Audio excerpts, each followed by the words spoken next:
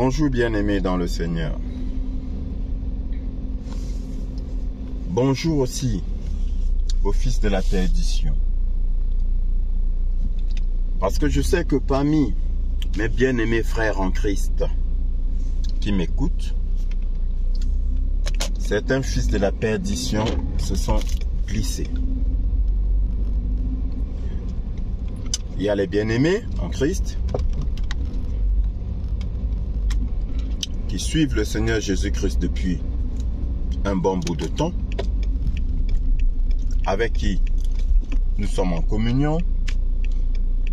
Il y a les bien-aimés en Christ qui sont égarés et dont notre rôle c'est de les ramener sur le chemin du Seigneur Jésus-Christ. Parmi eux, ceux-là qui sont dans ces églises de perdition desquelles nous essayons de les sortir. Et il y a les enfants de la perdition pour qui nous ne pouvons rien faire, qui écoutent aussi ces vidéos. Parce que, bien aimé, le diable rôde tel un lion rugissant, cherchant qui dévorer. Ils sont toujours là aux aguets, comme des affamés, hein? En train de vouloir détruire, de vouloir égorger, de vouloir tuer, de vouloir voler l'énergie. Ils passent leur temps à voler l'énergie. Mais je dis et je répète, mon énergie n'est pas à voler. Et je ferai tout pour que l'énergie de tous ceux qui me suivent ne puisse être volée. Raison pour laquelle je t'avertis encore, toi enfant de la perdition qui viens sur ma page laisser des messages désobligeants, toi qui fais exprès de laisser ce genre de messages, au lieu de regarder, d'écouter et de contester si jamais l'interprétation n'est pas bonne, la parole que j'annonce, la parole de Dieu que j'annonce, au lieu de t'intéresser à cette parole, tu viens dire autre chose. Tu n'as pas besoin de le faire sur ma page, cher ami. Tu n'as pas besoin de le faire. Je ne vais pas être la cause de ta malédiction parce que tu es déjà maudit. Tu es déjà maudit. Et peut-être que toi-même tu ne le sais pas. Tu ne sais pas que tu es maudit. Je pense que tu ne le sais pas. Mais je préfère que tu ailles loin avec ta malédiction parce que je sais que tu sais que parmi ceux qui me suivent, il y en a qui sont encore fragiles. Et que par ton message, tu peux détourner. Alors, va très loin avec ta malédiction. Parce que je ne peux même pas demander ta bénédiction. Le Seigneur dit, car il y en a donc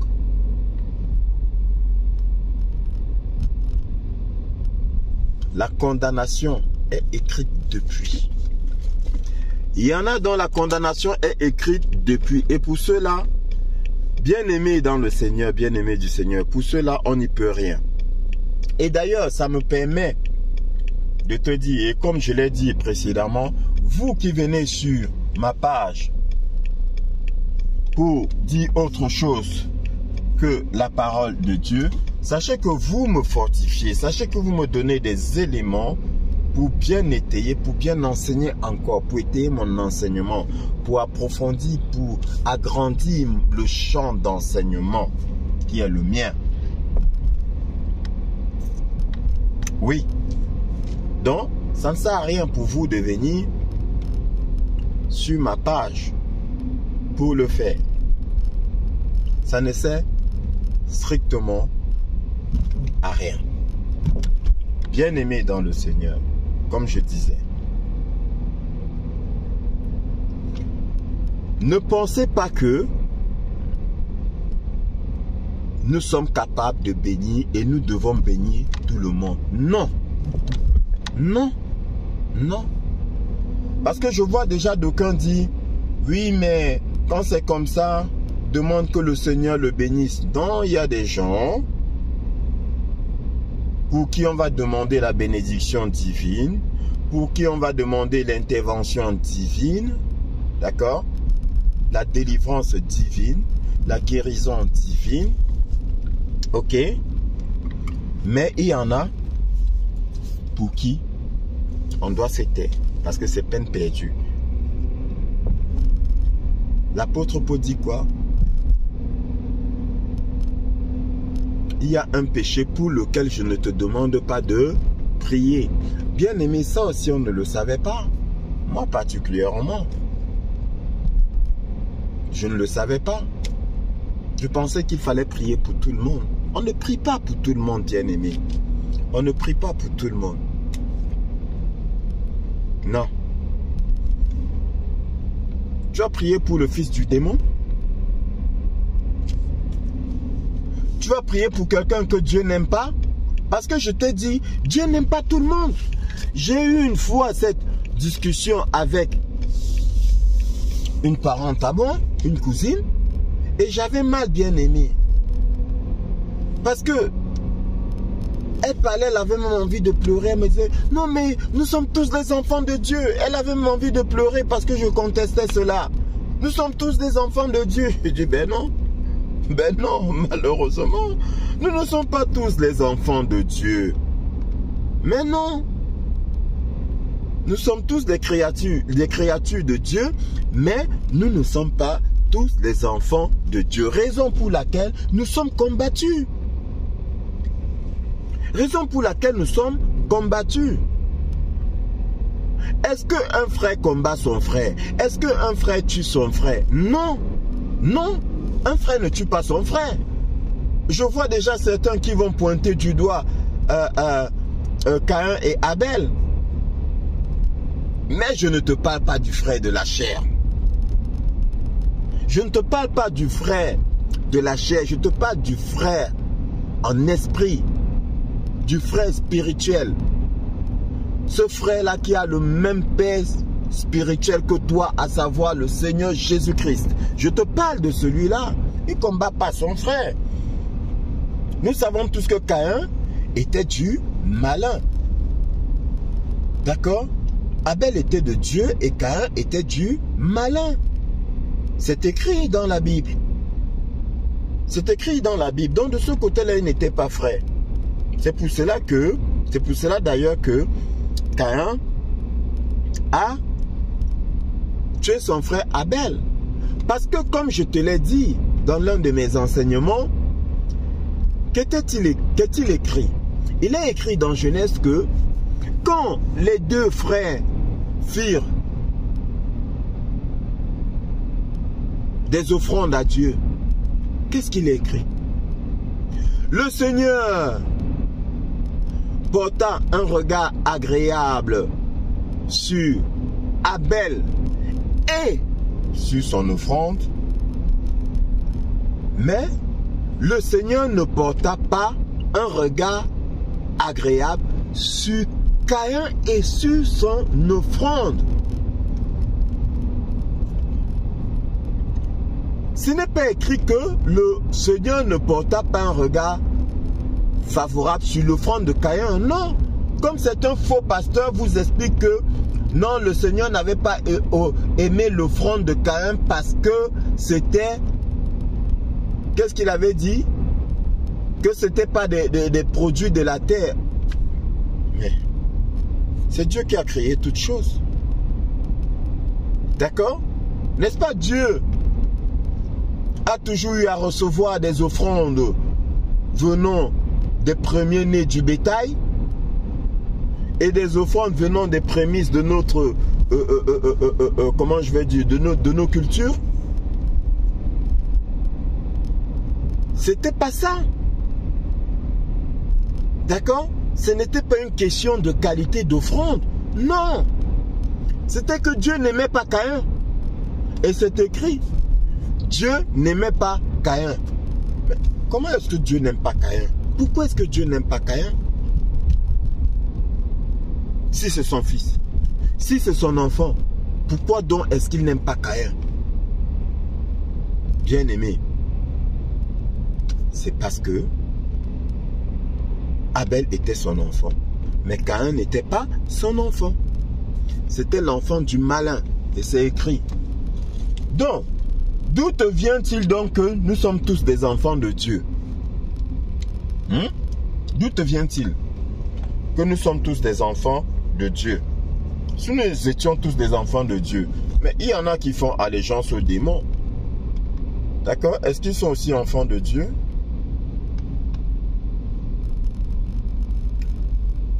Bien-aimés, je répète encore, faites attention à ces pasteurs-là qui vous manipulent. Et je vous dis, ils sont malins. Ne les voyez pas comme ça. Ils sont malins. Ils sont subtils. Bien-aimés. Ils prennent la parole de Dieu. C'est un peu comme une citerne d'eau. D'accord? Tu prends une citerne d'eau potable. Ok, bien-aimé? Et tu y mets une goutte, une seule petite goutte de cyanure. Faites vos recherches. Pour ceux qui ne connaissent pas le cyanure, C-Y-A-N-U-R-E. C'est un poison très puissant. Donc, tu prends une citerne d'eau potable, tu y mets une seule goutte de cyanure. La citerne d'eau potable devient une citerne d'eau polluée. Tel en est de la parole de Dieu. Tu prends la parole de Dieu, tu mets un tout petit mot mensonger ou un iota mensonger, ça pollue toute la parole. Ça pollue toute la parole. Et donc du coup, ce iota là, il est tellement infinitésimal que tu ne constates pas. Comme la goutte de cyanure dans une citerne d'eau. Elle est tellement minuscule que tu penses que ça n'aura aucun effet. Mais bien aimé, sa réaction est fulgurante. Elle est mortelle. C'est la même chose. Ceux-là qui mettent un iota de mensonge dans la parole de Dieu te poussent vers la mort. Bien aimé, ils te poussent vers la mort. Parce que plus tu t'éloignes de Dieu, plus tu te rapproches de la mort, bien aimé. Est-ce que ce pasteur-là t'a expliqué ça? Je pense que ça, quand même, il te l'a expliqué. Plus tu t'éloignes de Dieu, plus tu te rapproches de la mort. Donc, sache que l'évangile du mensonge qu'il te prêche te rapproche de la mort. C'est pour cela que je vous dis encore, je vous mets encore en garde. Sortez de là. Vous êtes prévenus, bien aimés. Vous êtes prévenus. Donc, je disais que faut pas qu'on vous induise en erreur. On ne prie pas pour tout le monde. Il y a des gens pour lesquels il ne sert à rien de prier. Il y a des gens qui sont déjà condamnés. Vos prières n'y feront rien. C'est pas moi qui parle. C'est Dieu lui-même qui dit. Vos prières n'y changeront rien. Il y en a le chemin qu'ils ont pris et sans retour possible. Qu'est-ce que tu vas y faire? Pourquoi tu vas perdre ton énergie Gloire à toi, Seigneur. L'apôtre Paul dit quoi? N'impose les mains à personne avec précipitation et ne participe pas au péché d'autrui. Donc ça veut dire quoi? C'est la même chose. On t'amène quelqu'un. Il faut examiner d'abord. Si ce n'est pas quelqu'un qui est prêt à se repentir, n'impose pas les mains. Tu vois, bien aimé? Ça veut dire que cette personne-là est condamnée. Ça veut dire qu'elle est condamnée. Ça veut dire quoi? Ça veut dire que ça ne sert à rien de prier pour cette personne. Parce que l'imposition des mains est accompagnée de prière. Bien aimé. Ou bien, comme disent mes frères ivoiriens, c'est accompagné de prière. Donc on ne prie pas pour n'importe qui. Donc ne te précipite pas à prier pour quelqu'un. Bien aimé. Non, ça ne sert à rien. Donc, je disais donc que ces fils de la perdition qui viennent sur ma page, pour voler l'énergie des gens, parce qu'ils sont envoyés par le démon. Parfois eux-mêmes ne savent pas qu'ils sont envoyés par le démon, mais je le leur rappelle. Oui, c'est aussi ma mission de le leur rappeler. Vous réveillez-vous, vous êtes envoyés par le démon. Vous qui laissez la parole de côté pour vous attaquer à la personne, vous êtes envoyés par le démon. Nous qui luttons contre les faux pasteurs, nous ne nous intéressons pas à eux. En fait, c'est contre ce qu'ils disent que nous luttons. Nous condamnons ce qu'ils disent, les mensonges qu'ils sortent, soi-disant venant de notre Père. C'est faux. C'est ça. C'est contre ça que nous luttons. Pourquoi? Parce que ça égare le peuple de Dieu. Ça égare le peuple de Dieu. Et je vais te rappeler à toi, fils de la perdition, que le travail que nous faisons, ce n'est pas pour un gain quelconque. Ou plus précisément, ce n'est pas, d'accord, pour un gain terrestre. Je vais te rappeler un passage. Quand Jésus était avec la femme samaritaine, ses disciples étaient allés chercher à manger parce qu'ils avaient faim. Ils n'avaient rien à manger. Ils sont revenus avec la nourriture et ils ont vu Jésus en train de causer avec la femme. Et ils pressaient Jésus de manger. Seigneur, mange. Qu'est-ce que Jésus leur a répondu? Il leur a dit, j'ai à manger une nourriture que vous ne connaissez pas. Alors ils se sont dit, ah mais c'est quoi? Est-ce que cette femme lui aurait donné à manger? Et Jésus qui lit dans les pensées, il leur répondit, ma nourriture est de faire la volonté de mon Père, la volonté de celui qui m'envoie. Ma nourriture est de faire la volonté de celui qui m'envoie. Donc c'est pour te dire que nous, véritables serviteurs du Dieu vivant, le Seigneur Jésus-Christ, notre nourriture, c'est de faire la volonté de notre Père, de notre employeur, de celui qui nous envoie. Notre nourriture, c'est de faire sa volonté. D'accord? Nous n'avons pas un quelconque, et nous n'espérons pas un quelconque gain terrestre. Non, le Seigneur pourvoit. Mais si ton employeur, chez qui tu vas travailler, tous les jours ou 20 jours dans le mois, à la fin te donne un salaire, ton employeur avec son cœur méchant d'homme, à la fin il te paye. À combien plus forte raison mon employeur, le Dieu Tout-Puissant, ne me paierait-il pas le travail que je fais? Tu penses que c'est un humain qui va payer le travail que je fais? Non. Non. Donc, sache que contrairement à ces faux envoyés de Dieu que vous réussissez à déstabiliser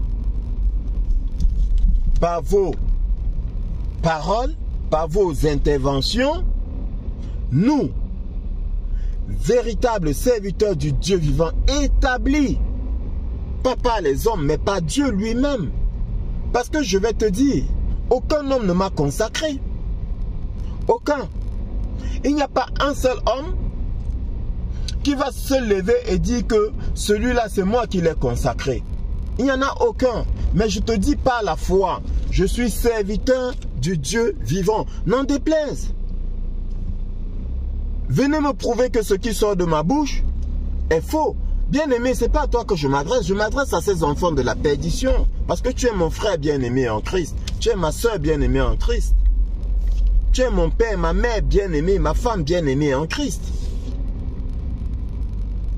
Je m'adresse à ces enfants de la perdition qui viennent me prouver que ce que je dis, venant de mon père, soi-disant venant de mon père, est faux. Ils n'en sont pas capables. Donc, qu'est-ce qu'ils vont faire?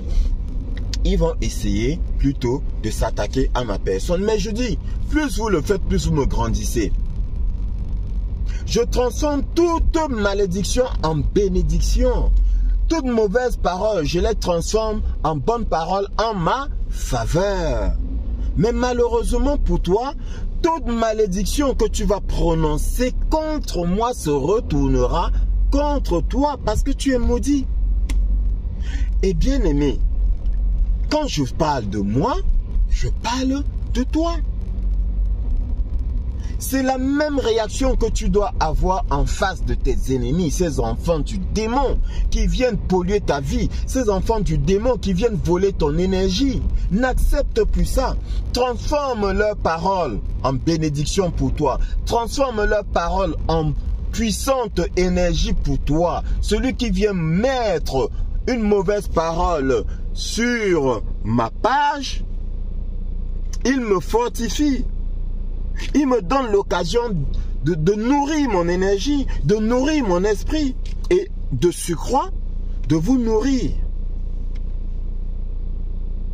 Venez par milliers. Je vous ai dit, une seule bénédiction me suffit.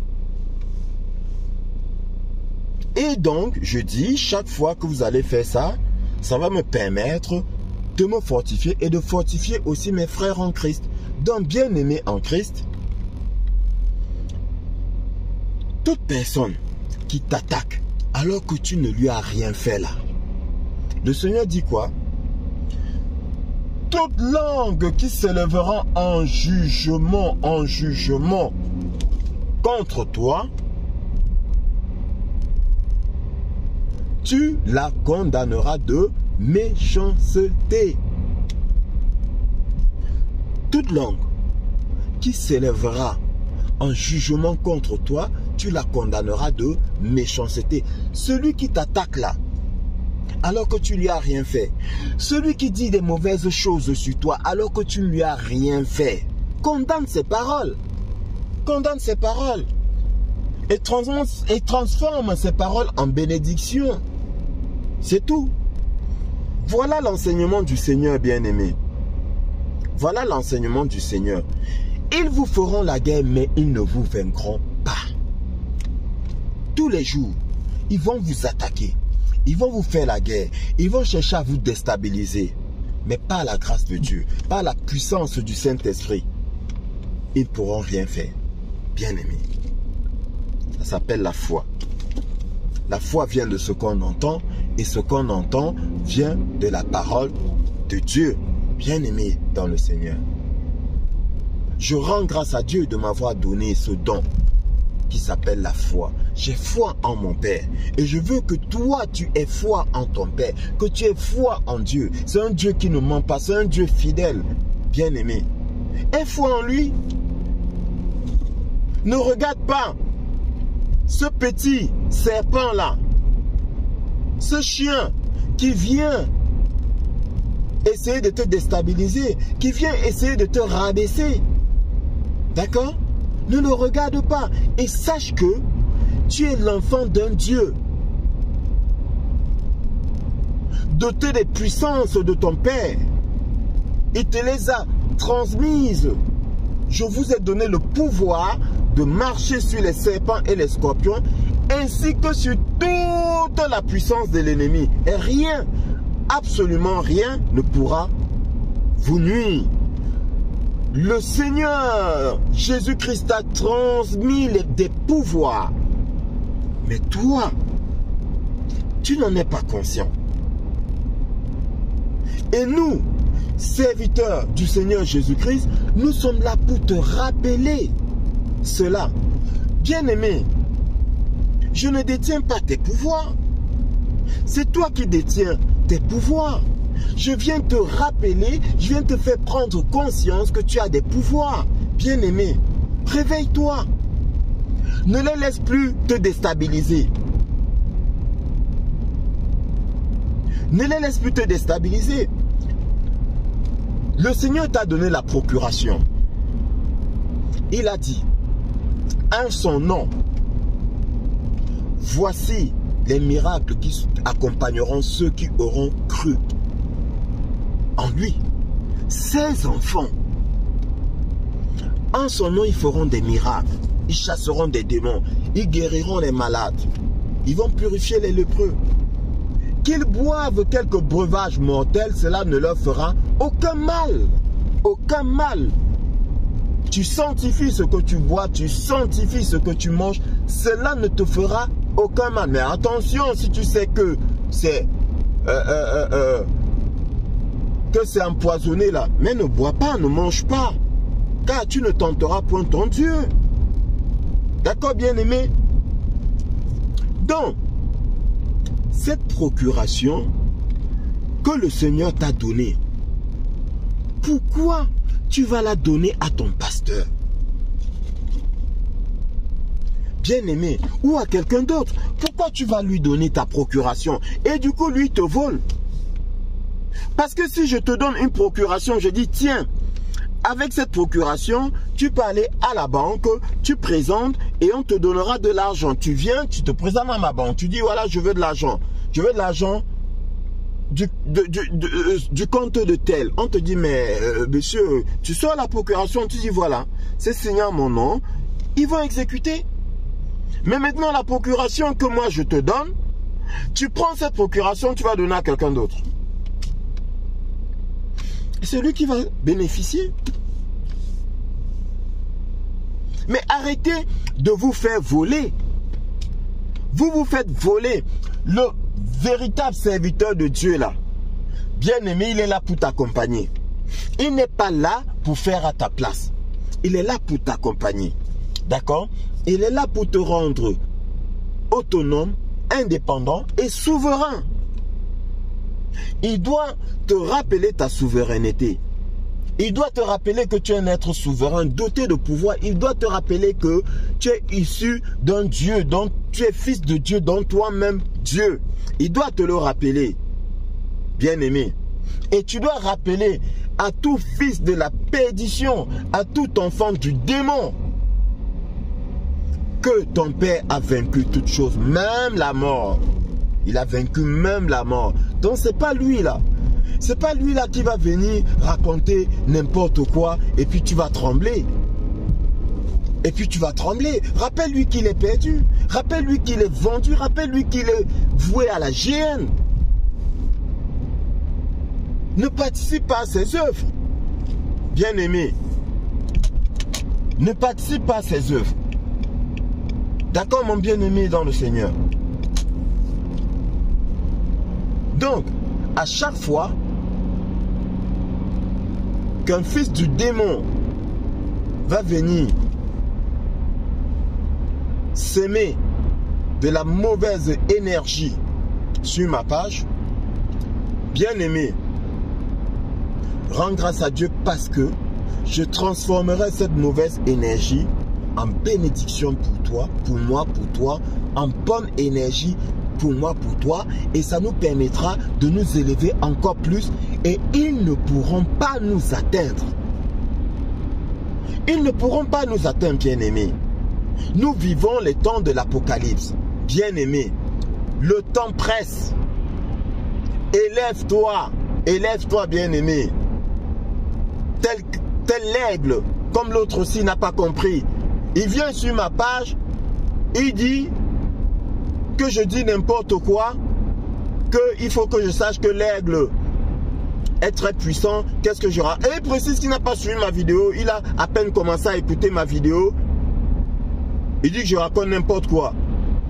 Donc bref, en résumé, que je prends l'aigle pour un animal faible. Est-ce que je dis ça? J'ai comparé le bien-aimé du Seigneur à l'aigle. Et je répète encore, Aucun animal terrestre ne peut arriver là où l'aigle est. Si un aigle est battu dans un combat, c'est parce qu'il a été bête.